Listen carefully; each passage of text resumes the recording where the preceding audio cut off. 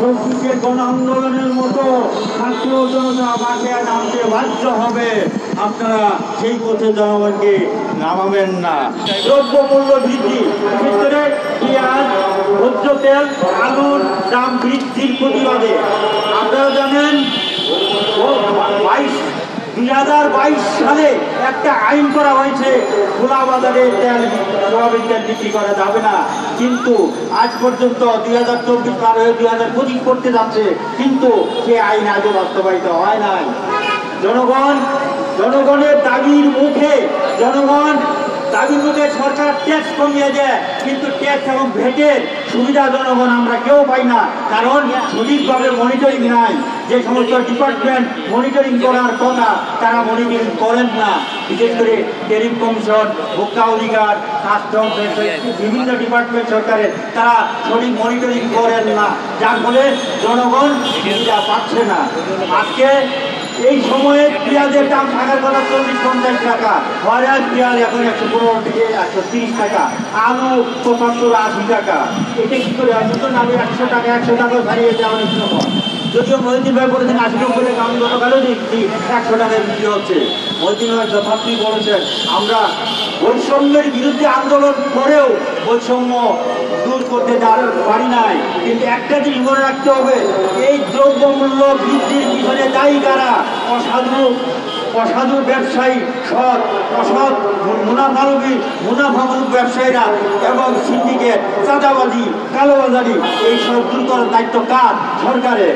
অতীতে স্বৈরাচারী সরকার বিভিন্ন কারণে হয়তো এদেরকে কিছু করতে পারে নাই বা সাজসে অনেক কিছু করেছে, কিন্তু বর্তমান সরকারের কাছে তো আমরা আশাবাদী হতে চাই। এই সরকার আমাদের জনগণের স্বার্থ রক্ষা করে জনগণের স্বার্থে কাজ করবেন, যাতে এই মুনাফাখোরদের বিরুদ্ধে দৃষ্টান্তমূলক শাস্তির ব্যবস্থা করবের, কালোবাজারের বিরুদ্ধে দৃষ্টান্তমূলক শাস্তির ব্যবস্থা করবেন।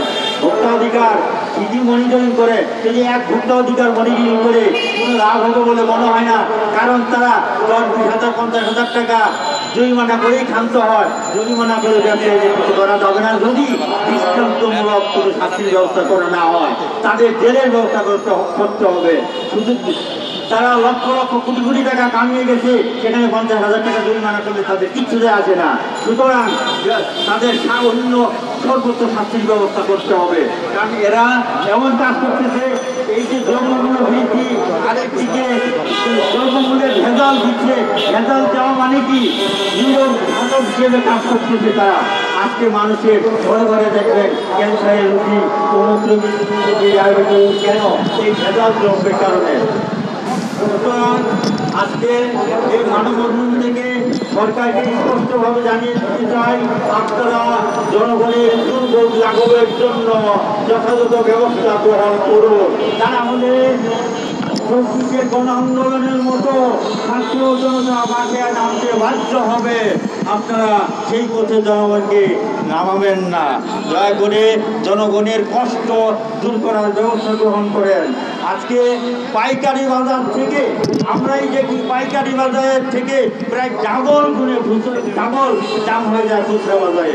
কেন এই অবস্থা? কেন? মাঝে মাঝে চাঁদাবাজি। আজকে চাঁদাবাজি কে করতেছে? আজকে তো স্বৈরাচার নেই, চাঁদাবাজি কে করতেছে? এই চাঁদাবাজি আপনারা ধরতে পারতেছেন না কেন?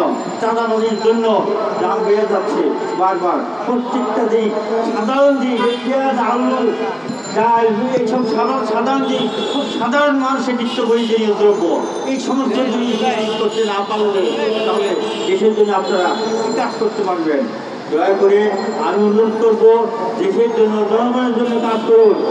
জনগণ আপনাকে বসিয়েছে, আপনারা বললেন ছাত্র জনতা আমাদেরকে বসিয়েছে, আপনাদের বুঝছে আপনি জনগণের জন্য কাজ করেন, কেন কাজ করছেন না?